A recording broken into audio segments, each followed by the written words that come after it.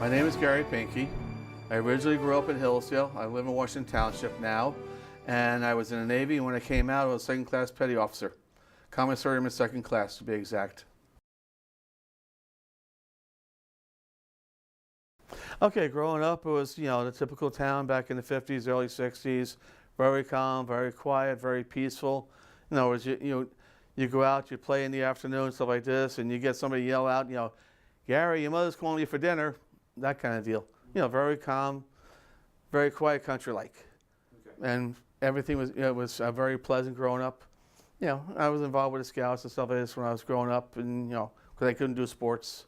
Back then, you either enlisted or you got drafted, because back then the draft was in full force.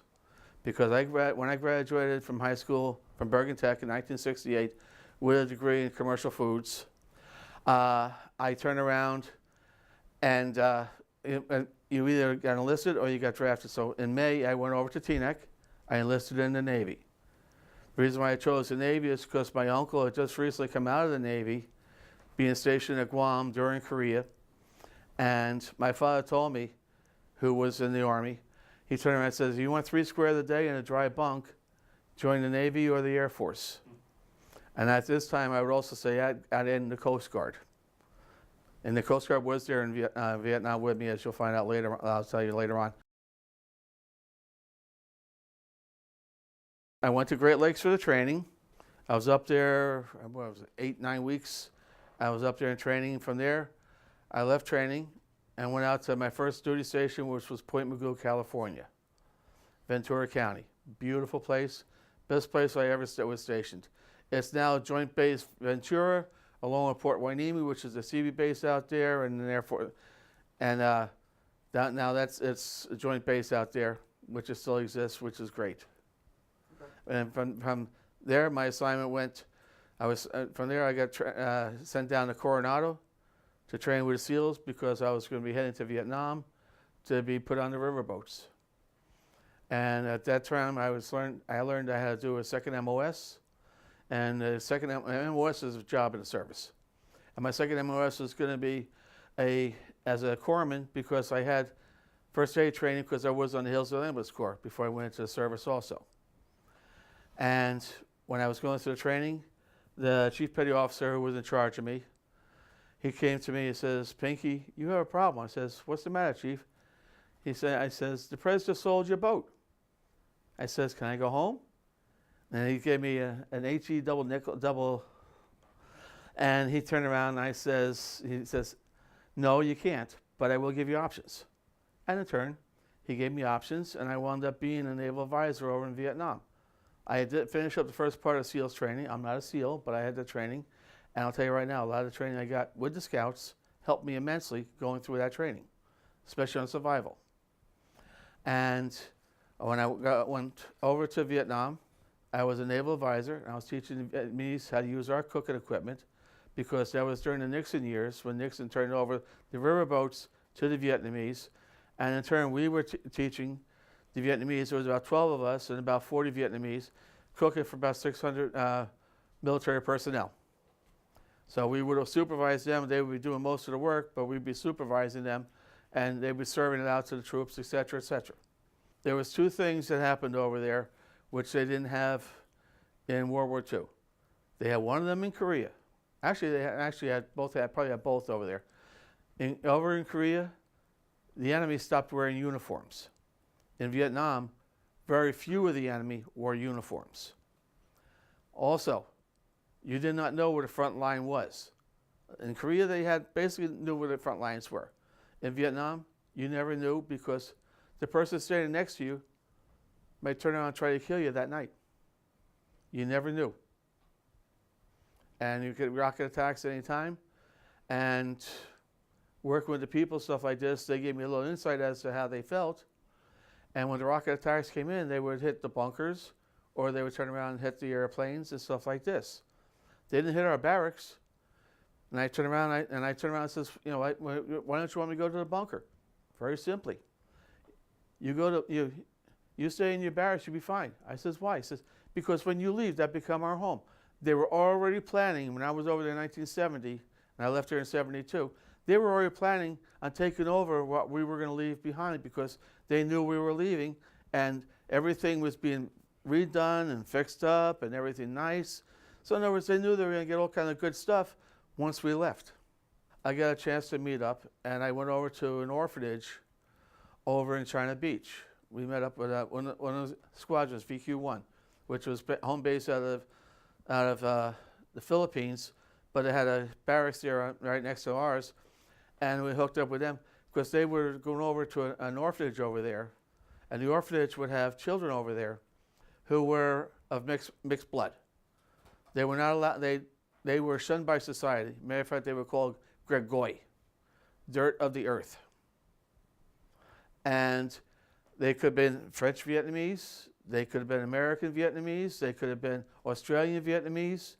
There was 10 different countries over there doing it. We were doing most of the fighting, but in turn there was 10 different countries that were occupying that place since World War II. And in turn, I went over there, and most of them were being taught by nuns.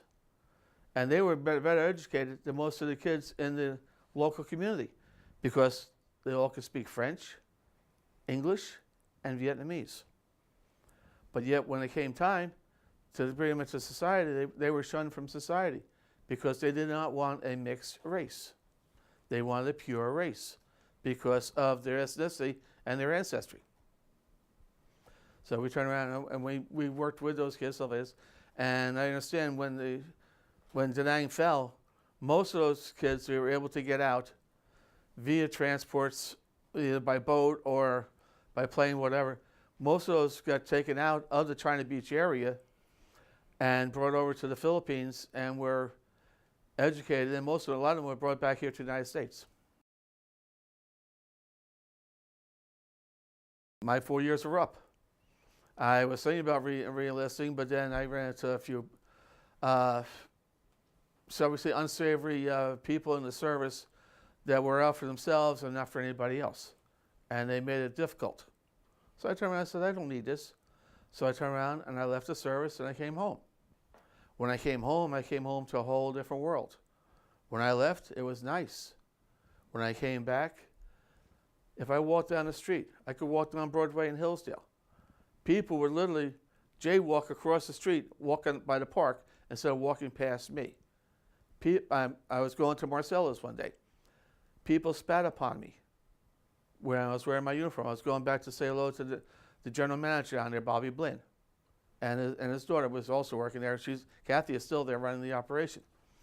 And in turn, I went back and, to say hello to them, stuff like this, and I felt bad.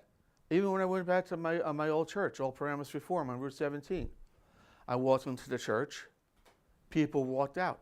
If I walked in uniform, people walked out of the church. And this is a church I grew up in. So it was a whole different way when I came home to what it is now. Thank goodness everything has come around 180 degrees, and the armed forces are being respected for what they deserve.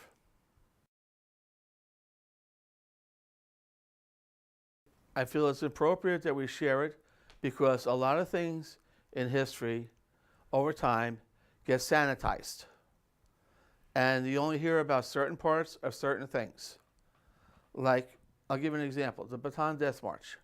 That was the largest amount of prisoners of war taken in any conflict ever. And they were treated like garbage by the captors, the Japanese, and they were marched barefoot and stuff like this, and if you get to see the editorials on TV, stuff like this, they'll give you a good description of it. And I've driven, I didn't walk it, I've driven the route that they took, and it's long, and it's tedious, and it's hot, and it's humid, and there is a huge cross at the end on the mountain, and every year they have a ceremony over there. It's a 400-foot cross, and underneath it is a museum. The museum is a museum that would never be allowed over here in this country because it shows you the true, hard facts about what happened. So in other words, history needs to be brought forward, not sanitized, not made into one little paragraph. It needs to be brought forward, and it needs not to be sanitized. It needs to be brought out and the facts need to be brought out to everybody. And unfortunately, I know in the school system, by the time you get into what we consider our history, which is modern history, by the time you get into it, you're either a junior or a senior ready to head out the door. Whereas even in the elementary school, stuff like this, if we go talk to the kids, they have no idea what we're talking about. And that's a shame. People need to talk. You need to talk to your relatives. I talked to my father. I talked to my uncles who served. One uncle was with a tank unit over in Italy. And I learned about him going through Enzio and stuff like this. Great. Beautiful. Another uncle was in China, Burma. And he was going with the elephants over the mountains to go on the back way in to free the people over there. My father was in Africa with fighting against Rommel. When he left out of there, with the 2nd Amphibious, he went over to England, and then from there, they went to Normandy Beach. He landed at Normandy, and they brought the troops forward and stuff like this. My father got a Silver Star at Normandy Beach. I'm very honored by that. He got no Purple Heart. And that's an interesting thing because that was a lot of work to get done for that Silver Star and not get a Purple Heart.